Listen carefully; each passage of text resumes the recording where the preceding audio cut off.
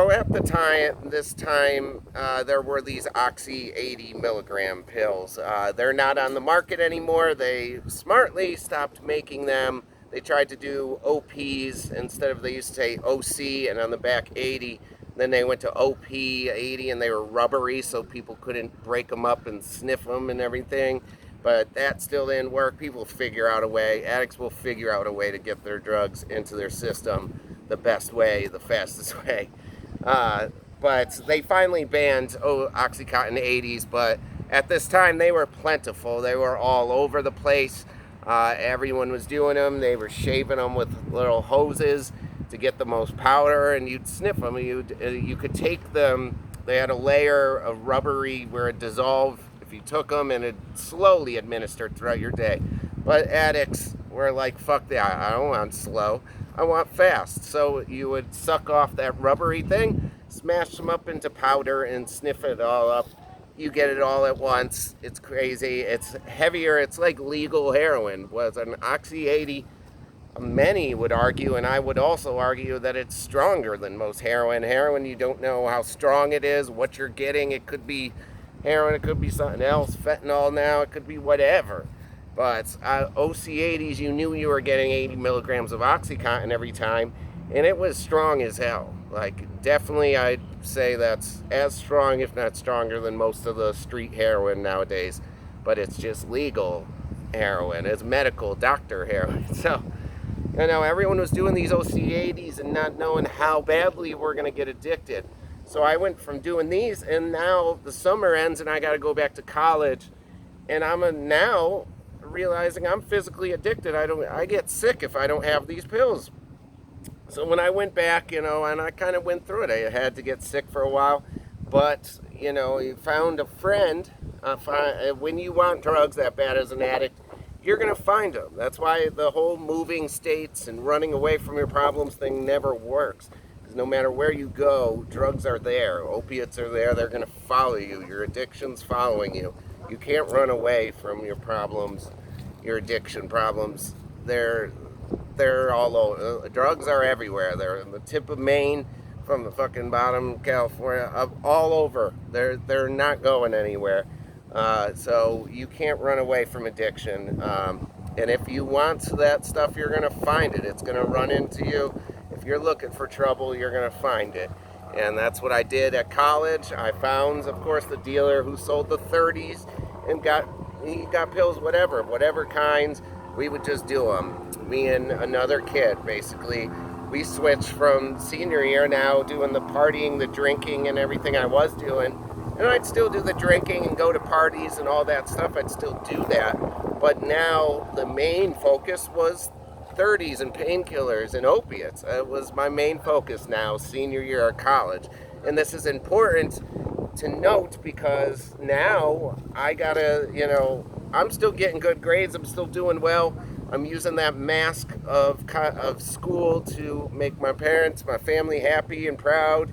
And I'm about to graduate college.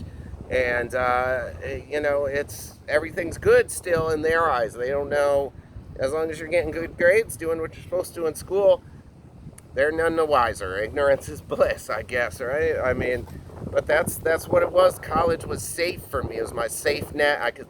My parents still be happy and proud and love me. You know, I'm sure they still love me. But you get the point. They'll be proud of me because I'm getting good grades and doing what I'm supposed to do. And they're none the wiser. They don't know what's going on behind the scenes, behind the curtain.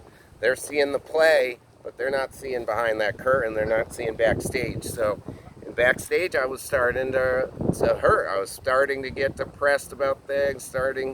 Everything was changing, and that's why I developed this OCD, this bad OCD. It started right towards the end of senior year of college because I had so much anxiety and stress from graduating that I built up this counting even numbers, made me feel safe, and, you know, kept my brain occupied. And it just was something I started slowly, and now it's become a full-on problem in my life. It takes me 45 minutes to get ready in the morning when it should take 15 because I'm counting how many deodorant strokes, making sure they're even number on both sides. And if it's not perfect, I keep doing them So I'm doing fucking 42 strokes of deodorant on each side, counting all my toothbrush strokes. If I gotta shave, I gotta count. You know, you gotta do everything the same number, even numbers, all balanced on each side. Everything's gotta be even and perfect in my life, you know. So that's some mental thing where, because everything wasn't perfect, everything wasn't orderly and even. It was anything but. I was nervous because I had always been seen as, oh, Kevin's going to do well. He's going to do great no matter what. He's going to get a good job. He's going to succeed because he's smart as hell. He's book smart. He's talented in that area. He's a very smart kid. So how is he not going to succeed, basically, is what my parents were thinking. They already booked it. You know, they booked Kevin's going to do fine. You know, it's Darren. We're still having to worry about what's he going to do for a job or career. He's not as book smart. You know, even my little brother was always just kind of smart and athletic. He was fine. But, you know, they never worried about me up until, so I had those expectations placed on me too, on top of graduating and being nervous about getting a job and leaving college, which I loved so much. I loved being at college. It was the best times of my life. And now that's ending. Your college years are ending. You'll never go to college again. You'll never be this age, this time. There's a lot of feelings in there. And what do us addicts do with feelings? We numb them. We don't deal with them. So I was using more drugs to not deal with the fact that I'm about to graduate and I got to get a good job to make my parents proud and happy, or they're not going to be. And, you know, all that pressure, like I said, they assume I'm getting a good job and everything's going to be fine. They have no idea I'm now pretty much a full-blown addict and I'm nervous about leaving. And I got offered, they started at Elon, a broadcast and new media communications master's degree program, where I could have went and got my master's degree in broadcast communications, and it would only be a year and a half. It was something like 20 months or so. It was like a summer semester, so it'd start right away. You wouldn't go home after senior year. You'd start right away. It was that summer, and then like another full year of college or so, something like that, almost 2 years. But then you get your master's, and I got offered to go and everything, and yeah, it was another like 20 grand in student loans, which yeah, would suck, but I'm already buried in student loans so bad. What would have been if they were giving it to me then? Should have taken it. I'm still buried regardless. I might as well have a master's degree out of it. Everyone seems to have a bachelor's now. A master's degree is what you need. So, but I turned that down pretty much solely on the fact that I want to get home and get the harder painkillers. I need those because we weren't getting the Oxy 80s as much at college at Elon. We were just getting the blue Perk 30s. So I wanted to get home right away. I didn't want to stay at school in the summer, and maybe my dealer there isn't staying this summer, and I don't think he was. He was going back home to Florida, of course. He lived in Florida. So my dealer's going to be gone, and I can't get anything, and no way. I want to get home right away and get my OC 80s.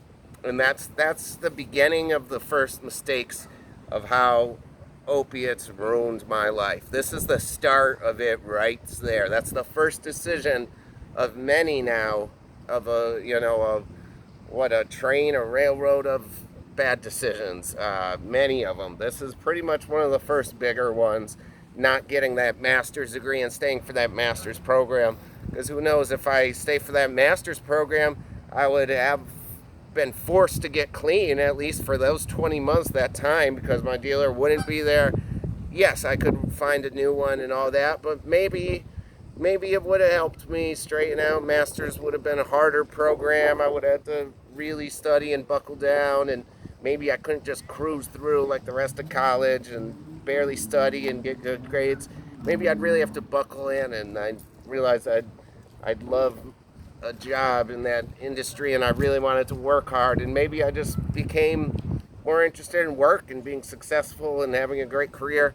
Maybe that would have been that way. I'd at least have a master's degree, and I wouldn't have went home and started doing more and more painkillers and drugs.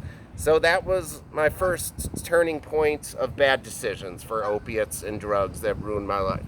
So that's your main. Opiates took a master's degree from me just to start, just to warm up. Opiates are just warming up right now. This is just literally, they're in the layup line. They're just warming up, taking a master's degree from me. Because without drugs in my mind, I'd have no reason. I would have done that master's program for sure, because I would have no reason really not to. It was a really, not even 4 years for a master's degree in communications that many schools don't even have. Like a master's for communications is a brand new idea at this time in 2009. So, now I'm sure they have it a ton, and it looked great to have a master's degree in communications, but I gave that up. So, I could have been one of the first to have it, but no, now I just got a bachelor's like everyone else, and I don't have a master's to stand out. So that's my first bad decision that drugs, took from me, because all that decision hindered on is that I need my drugs, so I'm going home instead. It wasn't the 20 grand of financial aid, because realistically, I would have taken that on, at that time.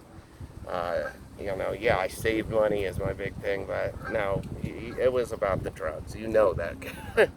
So I decided to go home instead of staying at Elon, and that's when things really, really starts, when I get back to my hometown of Winston, Connecticut. So I go back to my hometown, and Connecticut is now at this time, the summer of 2009, Winston, Connecticut, the small town with nothing else to do besides drugs, really.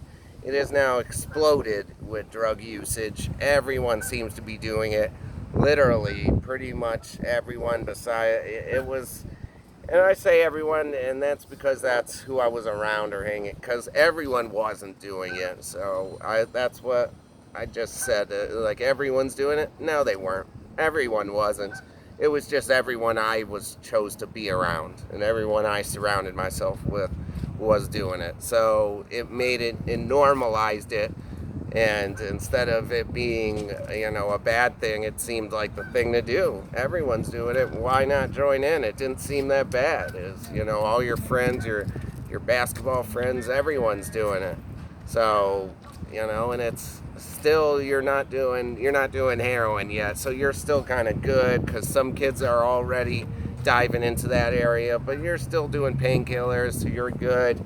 So, I had some bunch of graduation money, and this is when, now, shoot, I graduated, I got a bunch of money, here we go. That with all that money, that set off, me buying a bunch of drugs, and really set off that addiction, really got that strong in there, that strong physical addiction, and now I need this shit. I now need painkillers, Oxy 80s and Perk 30. I need them as whatever I can get on that day. If it's Oxy 80s, that's fine. If it's 30s, that's fine. I'll just need more, and I built up, because I had that graduation money, I built up a nice strong tolerance and buying more and more, and a nice strong addiction. I'm all that summer, it's really quick. It takes a few days, but say after that summer, those few months, I was in it. I was strongly addicted. I was already spending all my money on it, looking for more money, doing whatever I can to make sure my life was all ready. Wake up, worry about how I'm gonna get money, and if I got money, who's got the drugs, let me get them, come home and do them, and sit and watch TV, repeat the process over and over, like doing nothing productive with your life, when your whole life said you just graduated college, you should be looking for jobs, you should be so excited now, your professional life has started. But I'm still, depressed that college is over, I'll never get to party at college again with all those friends and be young and have no cares, live a carefree life, and just, not a care in the world, because I'm at school in my safe zone, my happy zone, fooling everyone by getting good grades, fooling my parents, all my family, everyone, just fooling them with good grades, when really everything was terrible. But now I'm out in the world, and I have to get a job, and I have responsibilities and tons of cares, and I gotta be an adult now. You're officially an adult. You're out of school. School's over. You're an adult now. And how are you gonna handle that? Are you just you got all these emotions, you're scared, are you gonna handle it like a man and step up and say, fuck this, I'm gonna be the most successful one around now. I'm gonna show everyone I'm gonna be the most successful. I'm gonna do what I love and get a great job doing that and be happy in life, making money, doing what I love. That's what I should have said. That's what I should have done. That's what I do now. But instead, what did I do? I said, oh, I'm scared. I'm nervous. Let me numb all these feelings. I just want to stay numb. I just want to party as much as I can and get fucked up as much as I can and numb all those feelings and emotions and just do. I need drugs. I need painkillers to do that. And I was hooked already. I was addicted. So it was already ruining my life. I don't know. We were still at the point where I was partying with those friends from my town, where everyone was home, happy to see me graduate and be back in the lake house. We're still partying, still social, drinking and having parties and all that. So it's still, my friends don't know how bad kind of the addiction was getting. Because a few friends in the group had an addiction with painkillers too, a few of them. And kids you wouldn't even expect to. So it had became almost normal for that group. But, you know, the people could notice that some people were much more addicted to things than others and all that. People are noticing this. It just hasn't gotten full-blown bad yet for the ones that are doing it. It hasn't gotten to its peak that it's going to get to. Right now, we're still a group of good friends and partying on the weekends or almost every day. I mean, we're still a good group of friends. We haven't fully broken up yet. We never broke up. You know, the full-blown addicts haven't broken apart kind of yet is the point. That because once we became the full-blown addicts, you know, they didn't want to party with us even on the weekends, and I don't blame them. You know, at this point we were still, you know, sniffing the pills and everything, and it wasn't nearly as bad as it's about to get. Truly, but it was ruining my life because I wasn't looking for a job as hard as I could, wasn't doing anything until 6 months after I graduated. I was able, you know, with my mother's help, got me a job at WFSB TV in Hartford, Connecticut, the Fox News affiliate, but not Fox News, not like CNN Fox News, just the Fox News affiliate for Connecticut. It's WFSB TV, right? I interned at the CBS affiliate, Channel 3, that's WTIC. I always get those WTIC TV and WFSB, I get them flip-flop. So maybe I'm saying the wrong one, but I think it's WFSB TV, Fox affiliate. That's who I worked for, and I got a job there as an editor for the 6 a.m. newscast, like a pretty great job right off the bat. They hired me, and you know, I had the whole 6 a.m. newscast to edit, and you know, they started a new obituary segment that I edited. It was a pretty great job. I got to go on trips and do America's Next Top Model auditions, Connecticut Idol. That was American Idol, Connecticut Idol auditions, and America's Next Top Model auditions in Mohegan Sun. I think they were both at Mohegan Sun. But I got to do cool things like that. You know, I got to videotape all the auditions. They were hilarious. Good times. A really good job. And the whole time I'm using drugs and everything. But it hadn't gotten bad yet. You know, I went on commercial trips. I got to learn how to do time-lapse photography. And I was treated really good there. Made good money. Really could have been. This is a point where I could have even once again put down the drugs and started saving money. I was making very good money, like almost basically $40 an hour. It almost evened out to, you know. And they weren't taking taxes out yet because I was like a 1099, but I was like basically a full-time employee. But you know, I would have to owe taxes. But that's already how I screwed myself because I'm getting all this money and that I could be saving and starting a life now and a bank account, and everything could go right if I make that decision. Instead, I make the decision I'm spending all this money on drugs. Yeah, I got a good job and I'm making good money, but it's all going to go to drugs. That's it. That's all I'm focused on buying at this time.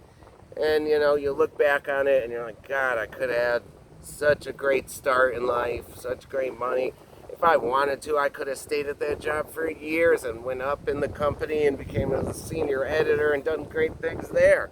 I had a career job right off the bat, like God, and people just keep giving me chances, even though I'm already fucking up. Even though I'm already a full-blown addict, using every single day, have to use, or you're getting violently sick.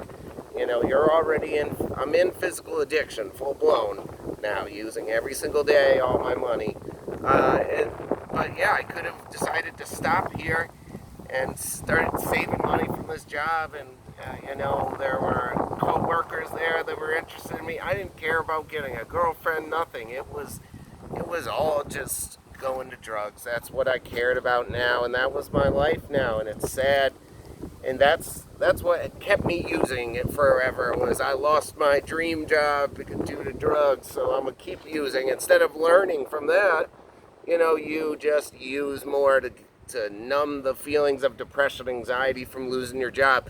You never pick up on the lesson here. Like, the lessons are trying to hit you in the face. They're trying to smack you. Life is, God is, whatever you want to say, is smacking you in the face with lessons, and you're just wiping them off and going on. Like, I could have learned.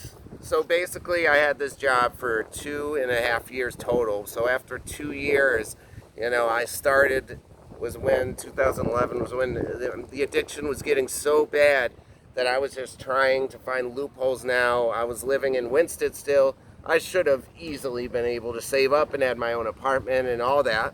But no, I'm still living with my parents in Winston and commuting to Hartford every night to do all my editing. But then I just I'd spend all my money on the drugs and be so high during the day, I wouldn't even feel like driving in. I'd have to drive in at like 4 p.m. and stay till pretty late, 11 o'clock or so. As long as it took me to edit all my packages. So it was like all my afternoons every day besides Sunday. And I just got to the point where I didn't want to do that every day. I wanted to use more drugs and just sit around on the couch and watch TV and waste my life away. That's what I wanted to do. That was my passion. Screw editing and video work now. It's just all, you know, I want to just sit on the couch and waste my life away and do drugs. And I'm doing all sorts of drugs now. I mean, not all sorts of drugs, but I'm doing, you know, heroin no, we're not on heroin yet. Okay, we're still on painkillers. Yeah, it still hasn't got to other drugs too. We're still on just painkillers. I'm ruining my life from just sniffing painkillers still at this point, and that's all I want to do is sit around and do that instead of being motivated to, you know, get farther in the company, do everything I can, get an apartment, have a life, any sort of social life, or living any sort of normal life was already out the window. All I wanted was drugs. That was my girlfriend, that was my best friend, that was everything already. And it's just sad because I started to not go into work some days, and I'd just send like yesterday's video edited, or I'd make up some excuse and call out or do this. And I started doing this a lot, and obviously they picked up pretty quickly. Okay, something's wrong. We'll give them a few. Let's see if this is maybe just a fluke. They gave me like another week and realized, okay, something is really wrong. He keeps doing this. He's not coming in. He's doing things we've never seen before. Because I hadn't given up on that job yet. I was still kind of a functioning addict at that point. But then this is when non-functioning. I was no longer a functioning addict at all at this point. I was definitely a non-functioning addict. I mean, I was alive. I was functioning, you know, moving my body from time to time, but I was not functioning really mentally. I didn't care about anyone else, anyone's feelings, anyone else's money, anything. I just cared about drugs and getting more and more money and more drugs. That's all I cared about now. That was the first thing in my mind, and second was a close, far, far down. Not close at all. It was first drugs and money for more drugs, and then way, way down second was like maybe family, friends, whatever, job. It's way down there, as I don't care about it already.